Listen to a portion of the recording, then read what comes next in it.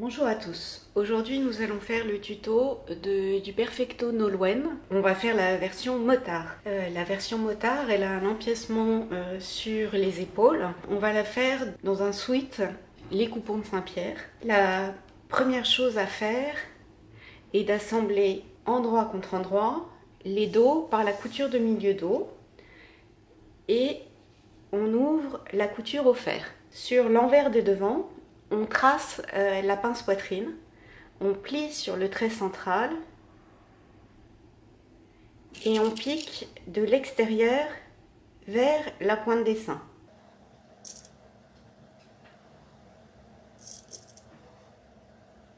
On assemble endroit contre endroit, le petit côté avec le devant et on ouvre la couture au fer. Puis on assemble le petit côté au dos et pareil, on va ouvrir la couture au fer.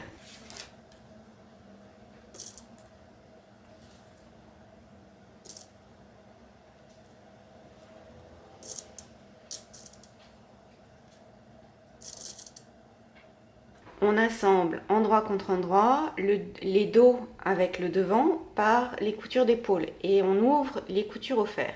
On va s'occuper de l'empiècement. Sur l'empiècement, j'ai décidé de mettre un passepoil. Donc le passepoil, il s'applique avec le pied pour fermeture éclair de votre machine et on positionne le boudin du passepoil à 1 cm du bord, on pique au ras du boudin. Le passepoil, soit on le positionne tout d'abord sur les manches, donc au préalable, on a assemblé les manches, endroit contre endroit, par les coutures de coude et la couture de saignée. Et on positionne l'empiècement, endroit contre endroit, sur la tête de manche. On fait bien correspondre les crans d'épaule et les différents crans sur le dos et sur le devant. On s'arrête précisément au cran du bas de l'empiècement. On crante la manche jusqu'à la couture et on bascule la valeur de couture sur l'empiècement.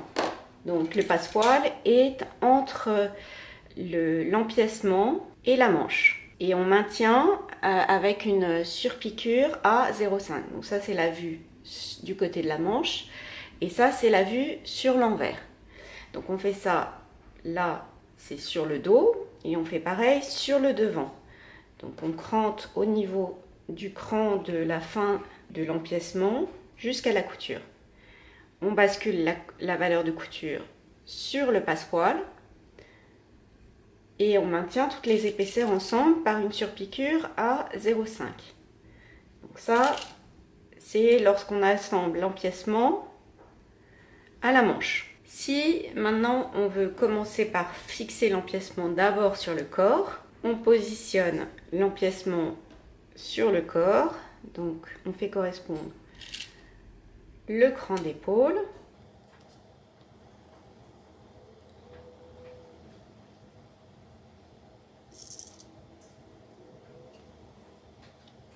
et la fin de l'empiècement, le cran de fin, il correspond à l'intersection de la couture avec entre le petit côté et le dos.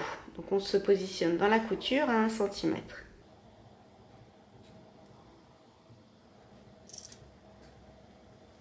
Sur le devant, j'ai tout d'abord 2 crans.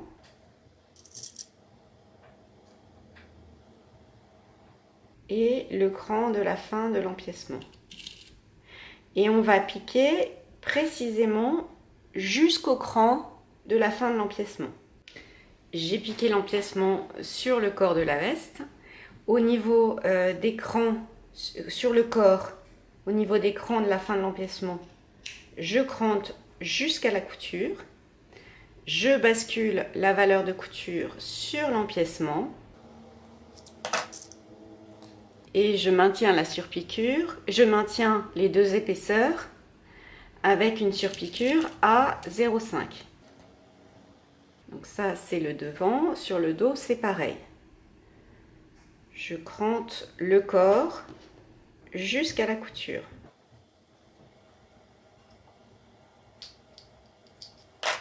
Et je bascule la valeur de couture sur l'empiècement. Je maintiens toutes les épaisseurs ensemble. Donc ça, c'est quand vous commencez à fixer l'empiècement sur le corps. Lorsque l'on commence par fixer l'empiècement sur la manche, c'est pareil. On assemble l'empiècement. Au niveau des crans, on crante jusqu'à la valeur de couture et on bascule la valeur de couture sur l'empiècement. En fait, l'idée, c'est d'avoir un prolongement des lignes entre l'empiècement et l'emmanchure sur la manche et sur le corps. On retourne la manche sur l'endroit et on l'épingle à l'empiècement. Donc le premier cran, c'est le cran de dessous de bras, puis le cran d'épaule,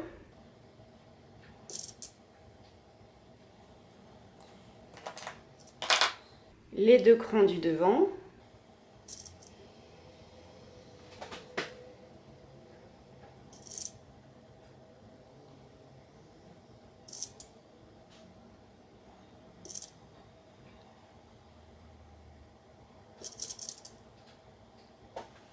et sur le dos, pareil, on fait correspondre les crans.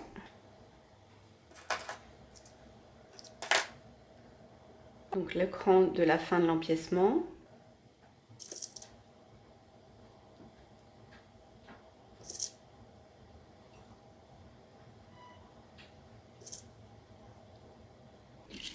Et on pique tout autour de l'emmanchure. Ça, c'est lorsque l'on met l'empiècement d'abord sur le corps, puis ensuite on assemble la manche. L'autre côté, c'est pareil. On a créé la manche plus l'empiècement, on retourne la manche sur l'endroit, on insère la manche dans le corps et on fait correspondre les différents crans. Et on pique tout autour de l'emmanchure, tout autour de l'empiècement.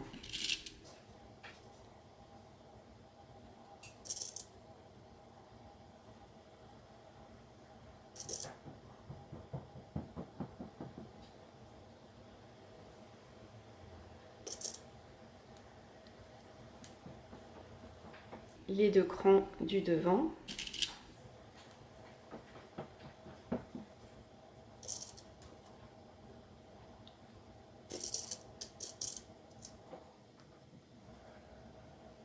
Et donc on pique tout autour de l'emmanchure. Le corps extérieur est terminé. On va s'occuper des parmentures. Les parmentures ont été entoilées. Pour entoiler un morceau, on prend un rectangle de tissu dans lequel tient la pièce à entoiler. On thermocolle le rectangle, puis on coupe le morceau. On assemble endroit contre endroit la parmenture dos avec les parmentures devant par les coutures d'épaule et on ouvre la couture au fer. Pour la doublure, au niveau du pli de la doublure dos, on pique en vertical à 1 cm du bord sur 2-3 cm sur le haut et sur le bas pour créer le pli des anses. On assemble endroit contre endroit le petit côté avec le dos.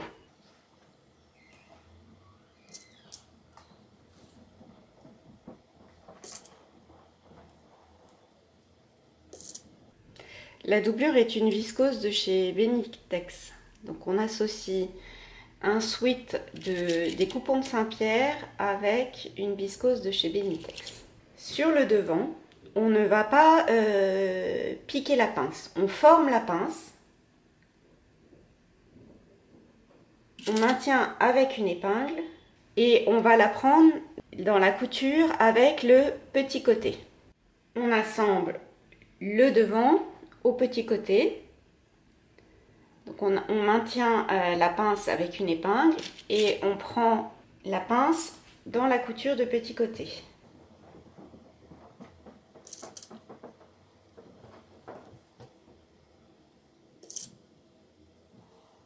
Et on ouvre les coutures au fer. On assemble le devant avec le dos par les coutures d'épaule et on ouvre la couture au fer. On va assembler la doublure à la parmenture. Fait bien correspondre les coutures d'épaule. Donc pour cela, je mets mon épingle à 1 cm dans la couture et je vais à 1 cm dans la couture opposée. Fait correspondre les milieux dos.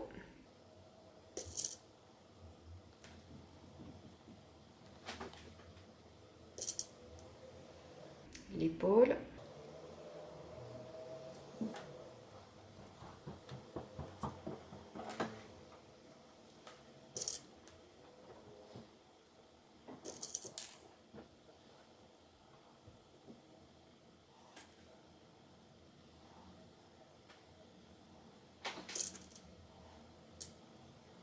Et on pique tout d'un bout à l'autre de la parmenture. On a assemblé les parmentures à la doublure. On va s'occuper des manches. Sur les manches, comme pour les manches en tissu, on assemble endroit contre endroit le dessous de manche avec le dessus de manche par la couture de saignée et la couture de coude. La seule différence est qu'on laisse sur une des manches une ouverture d'une quinzaine de centimètres pour pouvoir retourner la veste sur l'endroit une fois celle-ci assemblée. Sur la tête de manche, on passe un fil de fronce. Pour cela, on allonge le point de sa machine au maximum et on pique à 0,8 du bord. On tire sur les fils. Donc ce qui est important, c'est de tirer de part et d'autre de la tête de manche sur les mêmes fils, soit le fil de canette, soit le fil de dessus, mais des deux côtés sur le même fil. Sinon, à un moment donné, ça ne coulisse plus. Donc là, on forme le rond de l'épaule. On retourne la manche sur l'endroit et on la glisse dans le corps en doublure. On fait correspondre les différents crans. Donc le premier, c'est le cran de dessous de bras, puis le cran d'épaule, les deux crans du devant. Donc on répartit les fronces pour faire correspondre les distances. Les fronces ne doivent être que dans la valeur de couture et pas visibles sur la manche. Donc on va piquer en ayant la manche vers soi pour répartir les fronces régulièrement et qu'elles ne soient que dans la valeur de couture. Sur le dos, on a également deux crans. Donc il y a un cran qui correspond à la jonction entre le petit côté et le dos. Donc je me mets à 1 cm et je vais à 1 cm dans la couture du corps. Je répartis les fronces régulièrement et on pique tout autour de l'emmanchure. Voilà ce que ça donne. Le corps extérieur et le corps intérieur sont terminés, donc on va les assembler endroit contre endroit.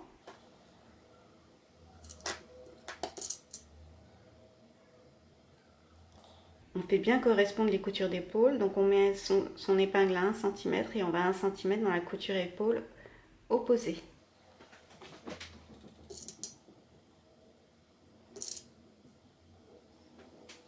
Les milieux dos.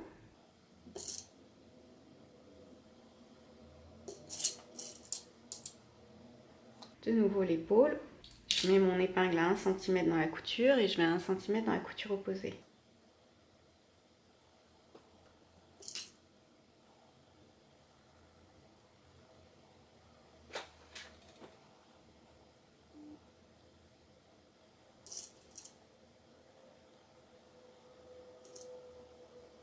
On épingle tout le bord devant.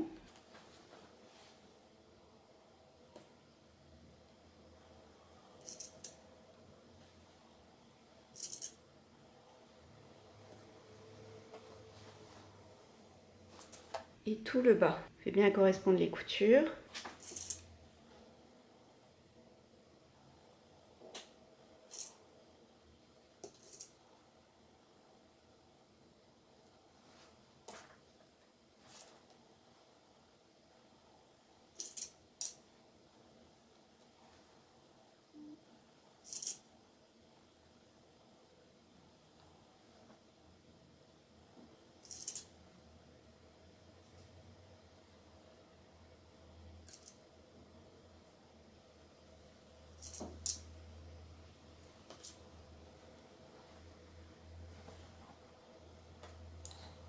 Et on pique tout autour de la veste.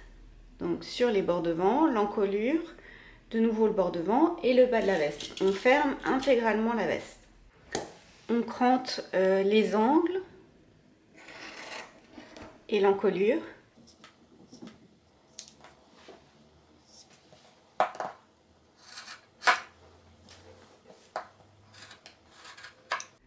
On va assembler le bas des manches. Donc on retourne les manches sur l'envers, on positionne le bord devant face à soi et on forme un cercle avec les manches.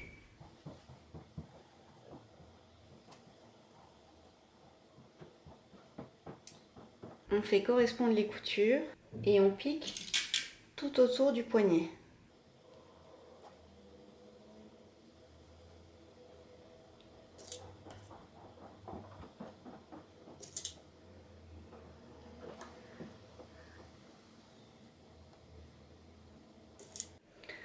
On a formé un cercle avec les manches et on a assemblé le bas des manches. Avant de retourner sur l'endroit, il nous reste à mettre les épaulettes et à faire l'ourlet du bas de vêtement et du bas de manche.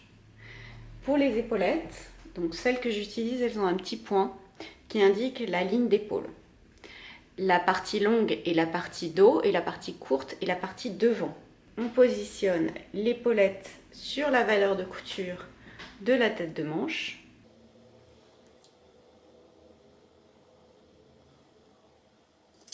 Et soit à la main, soit à la machine, on pique l'épaulette sur la valeur de couture.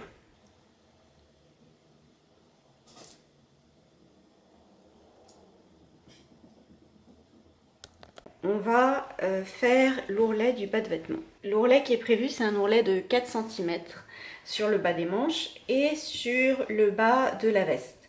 On va faire commencer l'ourlet de la jonction entre la parmenture et la doublure. Cette partie-là, on ne s'en occupe pas, elle se positionnera naturellement lorsque l'on retournera la veste sur l'endroit. Donc on replie un ourlet de 4 cm, envers contre envers, et soit à la main avec un point invisible, soit avec un thermocollant double face.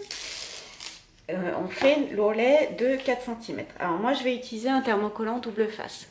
Ça s'applique au fer, puis on enlève la partie papier, on rabat et on repasse. Donc l'ourlet de 4 cm, il est à faire sur le bas de la veste et sur le bas des manches. En passant par le trou que l'on a laissé dans la manche, on retourne la veste sur l'endroit.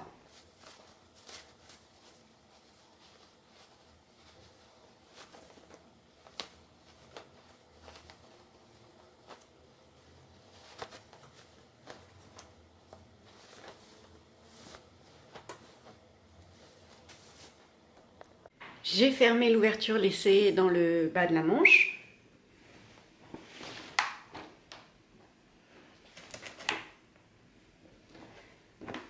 J'ai surpiqué à 2 mm tout le bord devant et l'encolure. Je voulais vous montrer l'ourlet là. Donc cette partie-là où on n'a pas fait d'ourlet, ça se positionne naturellement lorsque l'on repasse. J'ai posé mes boutons de pression. Alors, un boutonnage de Perfecto, c'est un boutonnage asymétrique. Donc, référez-vous bien aux emplacements sur le patron. Donc, c'est côté droit sur côté gauche. Et le Perfecto est terminé, donc avec son petit empiècement d'épaule.